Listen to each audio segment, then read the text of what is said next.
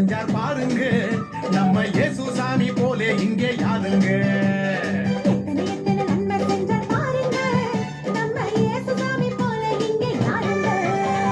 கோடி கோடியா நன்றி சொல்லி பாடுங்க,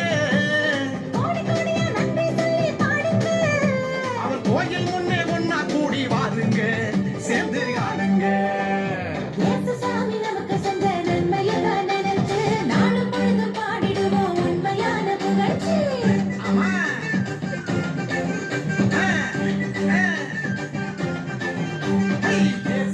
நமக்கு செஞ்ச நன்மையெல்லாம் நினைச்சு நாலு பொழுது பாடிடுவோம் உண்மையான புகழ்ச்சி.